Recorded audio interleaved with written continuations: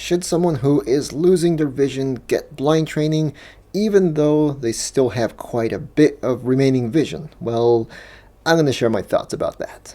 But actually, before I do that, if you happen to be new to the channel, hello there, my name is Juan. This is my channel, JC5 Productions. I'm a filmmaker. Of course, I make films here and there on my channel, but you know what? I'm also legally blind. And yes, I talk about blind-related topics on here, and some of those short films that I make are about blind-related topics. So if any of that interests you, then feel free to subscribe. So anyway, back onto the topic at hand. So as someone who had more vision a few years ago compared to now, getting to that point of where you need to get some sort of blind training meaning orientation and mobility, like cane training, or learning Braille, or learning screen readers on your phone or your computer, things like that, daily living skills. It can be pretty tricky because you don't realize, or you might not even know when that cutoff point is going to be when you actually are considering getting that training, or if you're even thinking about it at all.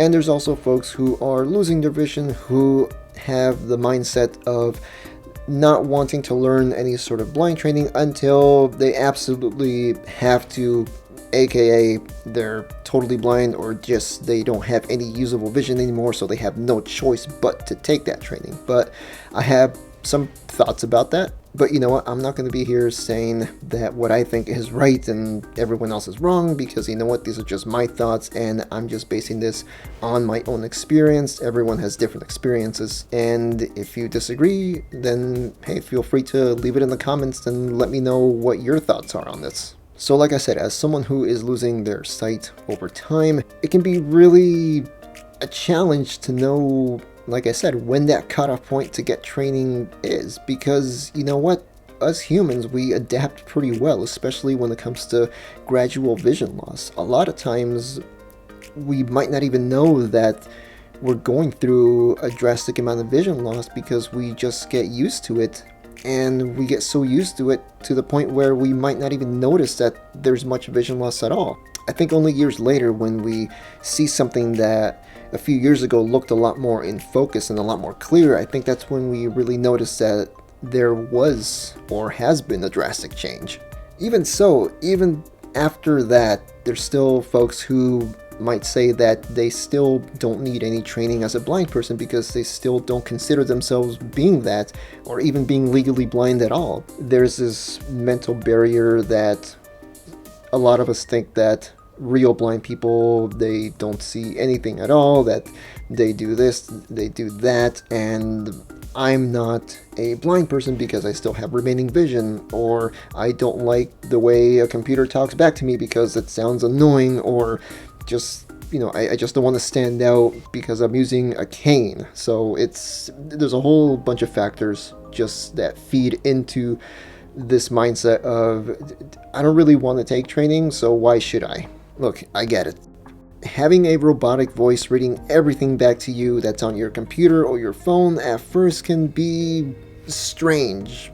But the thing is, the more you use these things, the more you start getting used to them. And yes, for some people it's going to take a lot longer to get used to, but for the most part, you do get used to it. But I think there's also a bit of being in that denial phase. Really, when it comes to something like vision loss, the denial phase can be very strong, and it can be really tough to get out of. I mean, I was there myself, so I know how that feels.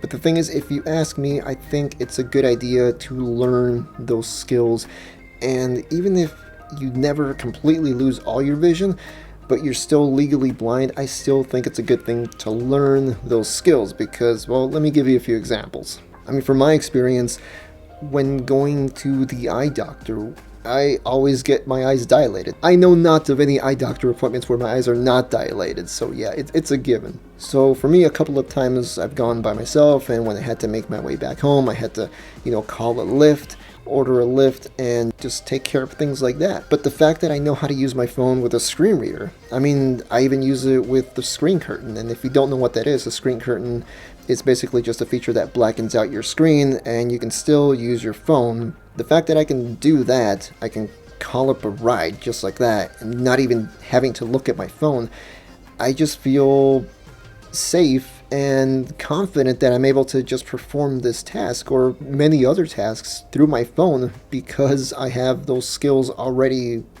set and good to go. Also, one time when I was making my way to the eye doctor, I didn't realize this at the time. I mean, I had a bad vision day, so I kind of had to use my cane in one hand and then kind of feel the walls with my other hand, just to make sure that I wasn't, skipping over a door or anything like that. The thing is, I knew what suite number the office for the eye doctor was. The thing is, I didn't realize that there were also Braille labels, and luckily I was able to read what the Braille said.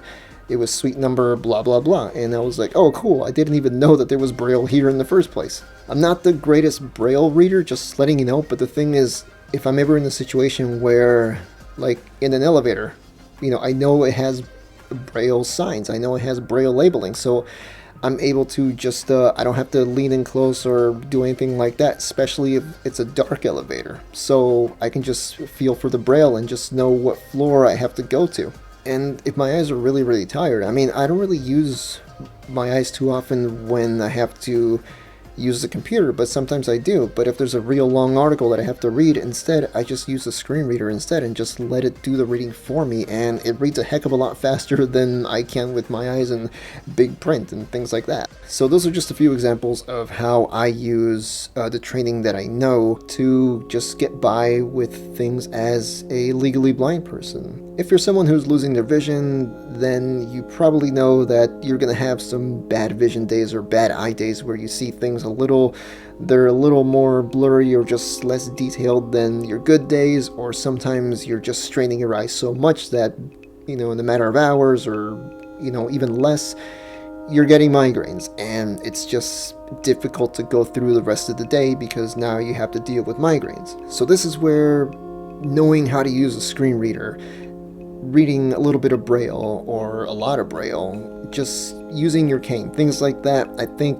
that's when it'll come in handy. If you know how to navigate around your house as a blind person using your sense of touch, because then you're going to realize that, you're not going to need to use your eyes for absolutely everything. I mean, yeah, you might still use your remaining vision to kind of guide you in general. You know your house pretty well, but let's say if it's nighttime or someone's moved stuff around, you might still be able to see the general shapes of where furniture is or where doors are and stuff like that. But if you want to just find a door handle or just find small details like that, then maybe you can use your hands instead. I'm not saying your hands straight out in front of you doing this zombie walk or nothing like that. No, I meant having your hand diagonally across, like in front of your face, to detect any obstacles perhaps, or also going across like your midsection diagonally as well, navigating like that, not the zombie walk.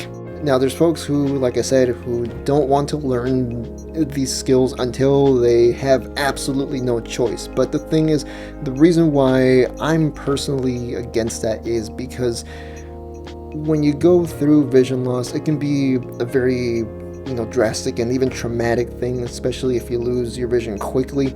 So for someone to lose their vision over time, I mean, you never know if the vision loss is going to be gradual or if it's going to be more sudden, and to be able to change that quick, or just to come to that realization that you just don't have any working vision, that can really impact just your mental state. And to think that now you're going to go into this mode where you're just going to just completely focus on learning this, I mean, it is possible, but the thing is, it's also kind of learning in a state of desperation, and I just don't think that someone can be in the best mindset when trying to learn like that instead of gradually learning those skills over time. Because like I said, you might have a bad eye day or just a low vision day or just a migraine day, and you can just bail yourself out because, hey, you know those skills. But yeah, so I think it's really a very beneficial thing, especially if you're in that in-between area where you don't know if you should get training or not.